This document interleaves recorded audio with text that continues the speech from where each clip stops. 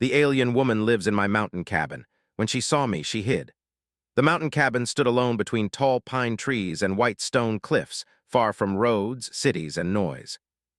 Snow covered the ground in uneven sheets, broken only by animal tracks and the narrow path leading to the wooden door.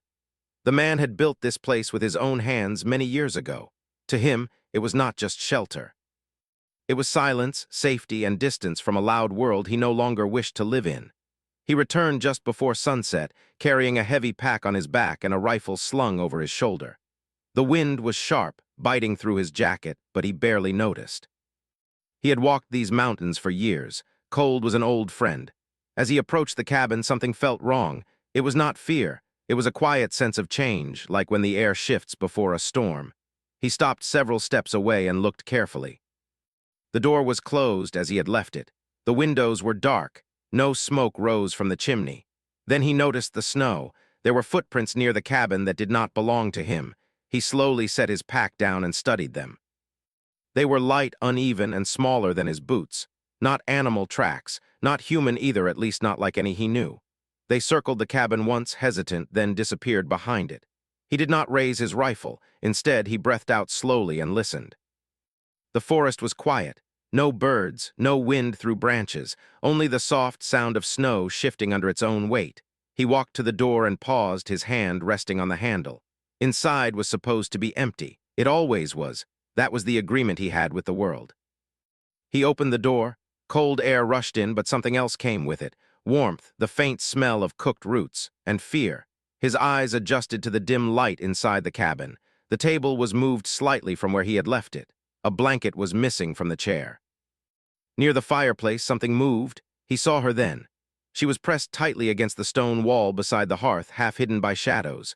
Her body was thin, wrapped in his spare blanket, though it barely covered her properly. Her skin was not human.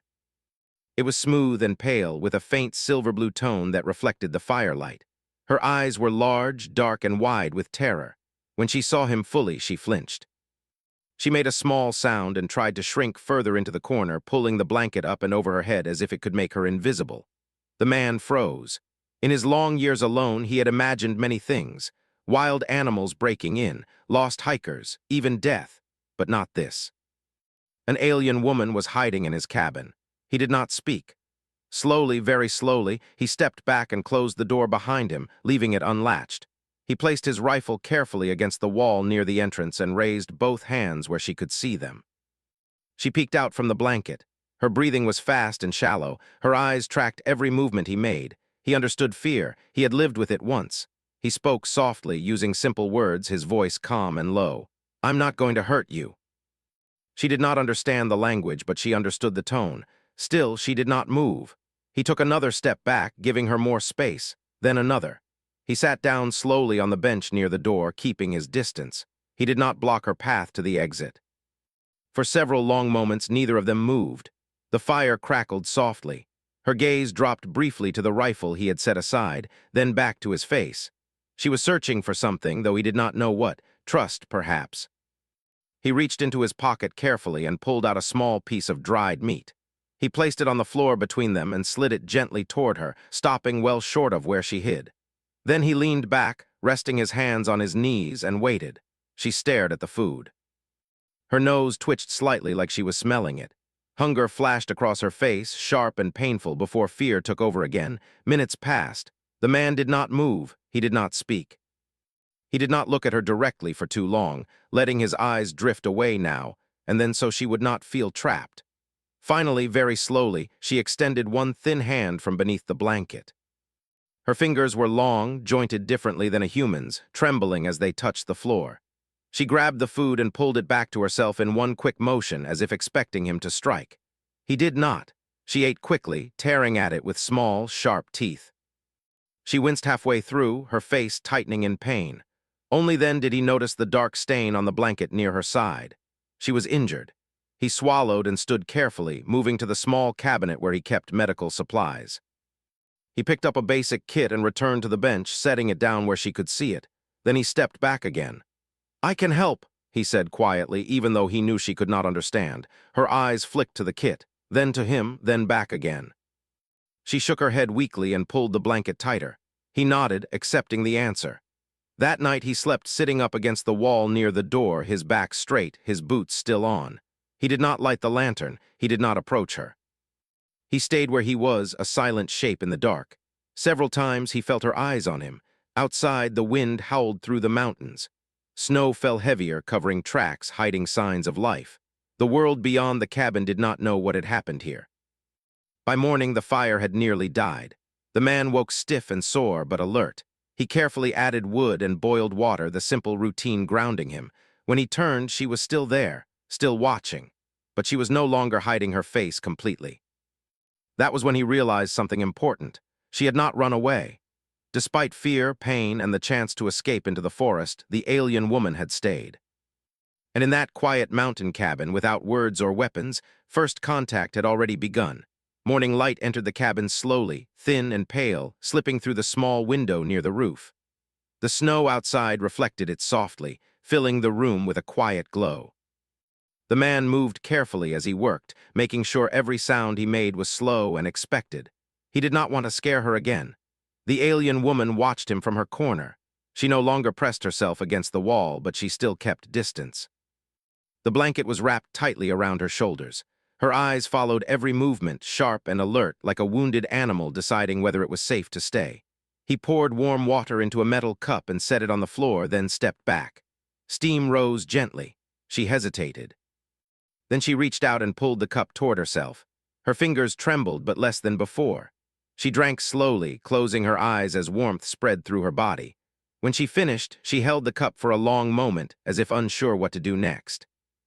The man nodded once, a small sign of approval, and turned away to give her space. The hours passed quietly. He repaired a loose board near the door, sharpened a tool, and cooked simple food. He made no sudden moves. Every action was clear and calm. Slowly, the cabin stopped feeling like a trap and began to feel like shelter. By midday, the alien woman shifted closer to the fire. She winced when she moved, pressing a hand against her side. The dark stain on the blanket had grown. The man noticed. He knelt a few steps away and gently tapped his own side, then pointed to the medical kit. His face showed concern, not command. She studied him carefully. Then she shook her head again, fear flickering in her eyes. He did not push. Instead, he brought food again, soft roots cooked in water, and left it near her. This time, she did not wait long before eating. When the sun reached its highest point, something changed. A faint sound came from outside, not wind, not animal. The alien woman stiffened instantly. Her eyes widened and her breathing grew fast. She scrambled backward, nearly dropping the blanket, and pressed herself against the wall again. A soft, sharp sound escaped her throat, full of panic. The man froze, listening.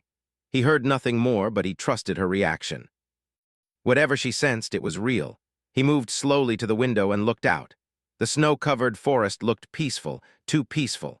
He returned and crouched down, lowering himself so he was not standing over her. He raised one finger and placed it to his lips, then pointed to the ground, signaling silence. She nodded quickly. Minutes passed. Nothing happened, but the fear did not leave her eyes. That night she finally spoke. Her voice was quiet, broken, and strange, made of sounds his ears were not used to. She spoke slowly, pausing often, like every word cost her effort. A small device rested against her throat, glowing faintly. When she spoke again, the sounds changed. "Human," the device said in rough, uneven English. The man's breath caught. "Yes," he replied gently. "Human." She swallowed and nodded. She touched her chest. "SciFi." He placed a hand on his own chest. "Ethan." She repeated it softly. "Ethan." They sat like that for a long time, exchanging names, exchanging understanding. With broken words and gestures, Sci began to explain. She was not a soldier, not truly. She was a scout, sent ahead of a fleet to observe Earth quietly. Her people feared humans. They believed humans were violent, unpredictable, and dangerous when cornered. But Sci had watched humans from a distance. She had seen kindness, families, care for the weak. She questioned the mission. When she refused to send false reports to justify invasion, she became a problem. They hunted her. Her ship was damaged during escape. She crashed deep in the mountains, far from cities, far from help. Her people's scanners could not easily read this place. Too much stone. Too much interference. The cabin had been empty until it was. "They find me," she said, her voice shaking. "You hurt." Ethan shook his head slowly. "No," he pointed to her, then to the cabin. "Safe." She searched his face, her eyes heavy with doubt and hope fighting each other. That night the sound came again. This time Ethan heard it too, a low hum, distant but real. Sci reacted instantly, trying to stand, pain tearing across her face. She stumbled, nearly falling. Ethan caught her arm gently and helped her sit. "Stay," he whispered, though he knew she understood more by tone than words. He moved fast but quietly. He dimmed the fire, covered the windows, and scattered ash across the floor to hide heat signs. He guided her behind the thick stone hearth where the cabin wall was deepest. He placed a hand on his chest, then held up 3 fingers, then pointed outside. "They are 3, Sci whispered, fear thick in her voice. Ethan nodded. He did not reach for the rifle. Instead, he prepared the cabin. He blocked the chimney opening, masked scents, and buried metal tools under wood. He had lived hidden for years. This was not new to him. The hum passed overhead, close enough that the cabin walls vibrated softly. Sci pressed her face into the blanket, silent tears soaking into the fabric. Ethan sat between her and the door. Nothing happened. The hum faded. Hours later, Sci spoke again, her voice barely sound. "Why?" she asked. "Human, why help?" Ethan thought for a long moment. "Because," he said simply, "you needed it." She stared at him, confused. On her world, kindness was earned. Safety was controlled. Mercy was weakness.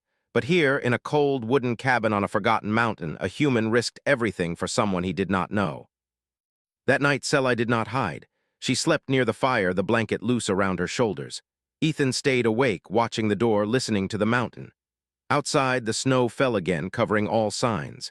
Inside, trust grew quietly, like a flame refusing to die. And far above the mountains, alien eyes searched for a missing scout, unaware that their greatest mistake was believing humans only protected their own. The next day began with silence that felt heavy instead of calm.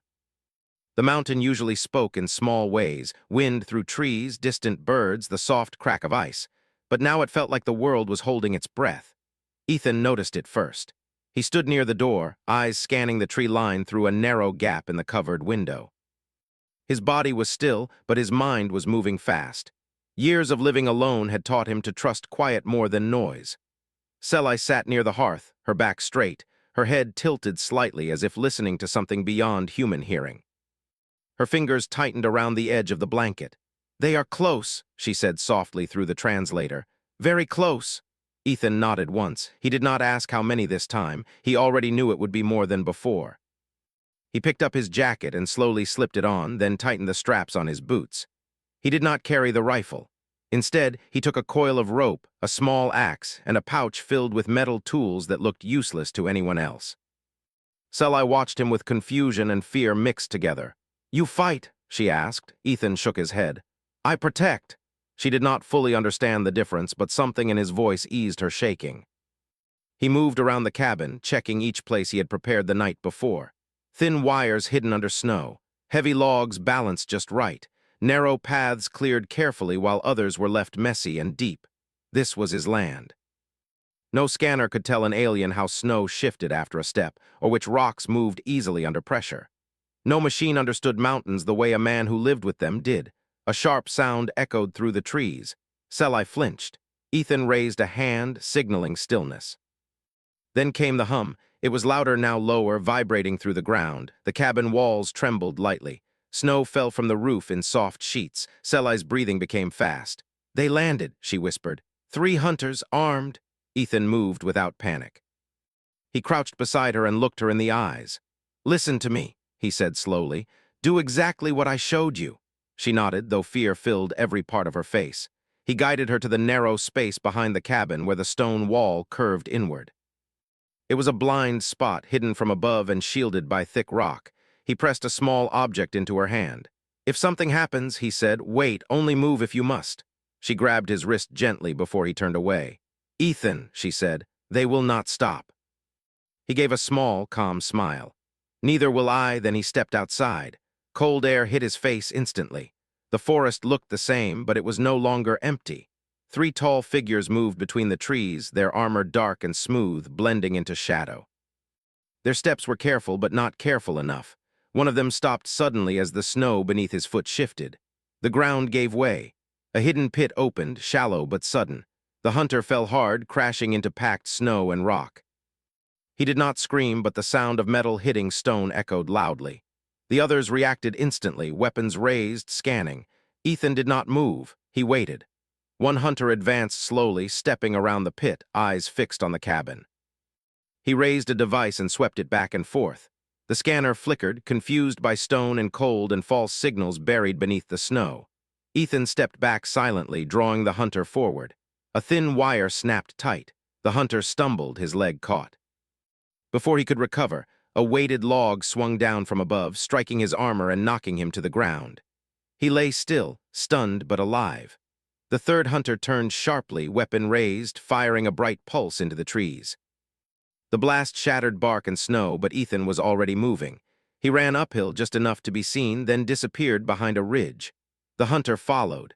Sci watched from her hiding place, her heart pounding so hard she thought it would burst. She had seen hunters before. They were trained, efficient, feared. She had never seen one confused. Ethan led the hunter along a narrow path, his footsteps clear, deliberate. He wanted to be followed. The hunter moved faster, anger growing. Humans were not supposed to be like this. Humans panicked. Humans hid. Ethan reached a marked spot and leapt aside at the last second. The hunter stepped forward. The ground collapsed beneath him as ice gave way to a frozen stream. He fell into waist-deep water, armor weighing him down, movement slow and desperate. Ethan did not attack. He turned and ran back toward the cabin. Behind him, the hum grew louder, a fourth presence. Sci felt it too. A larger ship hovered above the trees, its shadow sweeping over the snow. A voice echoed through the forest, amplified and cold. "Human, step away from the asset." Ethan stopped in front of the cabin and looked up. "I won't," he said simply. "You are interfering with lawful retrieval," the voice said. "This does not concern your species." Ethan spread his arms slightly. "She's under my roof," Sci's breath caught. The words translated through her device. Something shifted inside her chest. On her world, roofs were owned by the powerful. Protection was a contract. Here, protection was a choice. The ship lowered slightly. The pressure in the air increased. Ethan felt it, but he stood firm. Behind the cabin, Sci made a decision. She stepped out.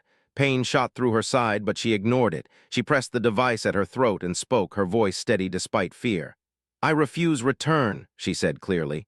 "I choose asylum." The forest went silent. The ship's lights shifted. "Asylum is not recognized," the voice replied. "It is here," Sci said, standing beside Ethan now. "I am not property, I am not a tool." Ethan looked at her, surprised, then nodded. The ship hesitated.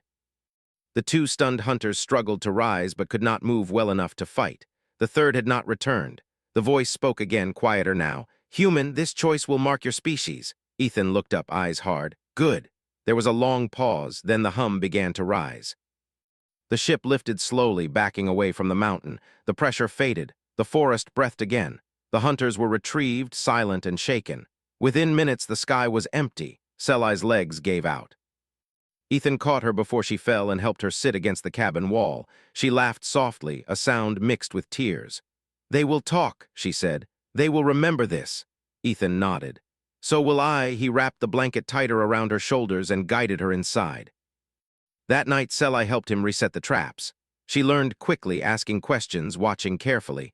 Her fear was still there, but something new lived beside it now. Respect. Far away in cold metal halls, reports were filed and reviewed. Not about weapons or numbers, but about a human who stood alone and did not move. And across the stars, a quiet truth began to spread. Humans were not dangerous because they were strong. They were dangerous because once they decided someone was under their protection, they did not let go. The mountain felt different after the ships left. The air was lighter, but also full of meaning, as if the land itself understood that something important had happened. The snow still covered the trees, the wind still moved through the pines, but nothing was the same anymore. Ethan stood outside the cabin for a long time, watching the sky. He did not expect the aliens to return quickly, but he knew this moment would not be forgotten. Not by them, not by Sci. Sci sat on the wooden step near the door, wrapped in the thick blanket. Her injury still hurt, but it was healing. Ethan had cleaned and treated it carefully, and she had allowed it this time. Trust had replaced fear.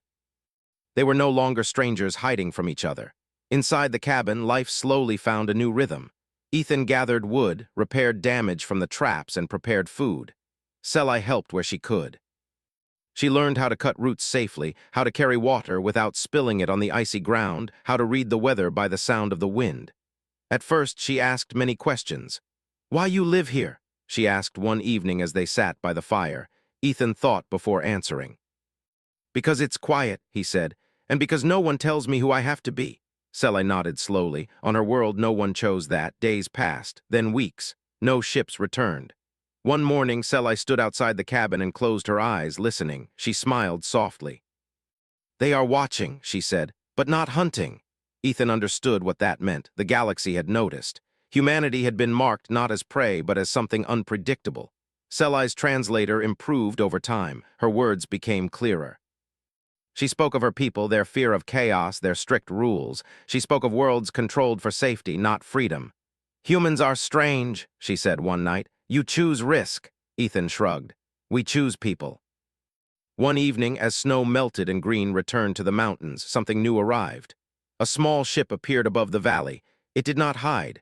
It did not threaten. It descended slowly and stopped far from the cabin, landing in a clearing. Sally stiffened, fear flashing briefly in her eyes. Ethan placed a hand on her shoulder. "We'll see," he said. They walked together toward the clearing. 3 figures waited beside the ship, unarmed. Their posture was open, cautious. One stepped forward. "We come to speak," the alien said through a clear translator. "Not to take." Sally raised her head. "Then speak." The alien bowed slightly, a sign of respect rarely shown to outsiders. "The incident in this region has been reviewed," the alien said. "Human behavior was unexpected." Ethan said nothing. "The council has decided," the alien continued, "that forced retrieval is no longer acceptable, not on this world." Sally's breath caught. "You are free," the alien said to her. "Your choice will be recorded." Silence followed. Sally looked at Ethan. Then she looked back at the alien. "I choose to stay," she said. "Here." The alien nodded again. "Then this place will be recognized as neutral ground, protected." The ship departed quietly, leaving no marks behind. As seasons changed, news traveled farther than ships. Stories spread across trade routes and data networks. A human who did not shoot. A cabin that became a border. A species that defended one life without asking for anything in return. Other aliens came. Not soldiers, but travelers, some injured, some lost. They came carefully, uncertain. Ethan welcomed them with food, silence, and space. Sally helped translate, helped explain, helped heal. The cabin grew larger. A second shelter was built, then a third. No flags were raised. No laws written. Only one rule existed. If someone reached the mountain and asked for safety, they were given it. Far away, human leaders argued about first contact. They talked about defense and power. They did not know that first contact had already happened, not in a city. Not with weapons, but in a quiet place where a man chose kindness over fear. One night, Sally and Ethan stood outside, watching the stars. "They will remember you," Sally said. Ethan smiled slightly. "I hope they remember us," Sally nodded. The mountain wind carried the smell of pine and fresh earth, and across the galaxy, a simple truth took root. Humanity did not conquer the stars. Humanity made room for them.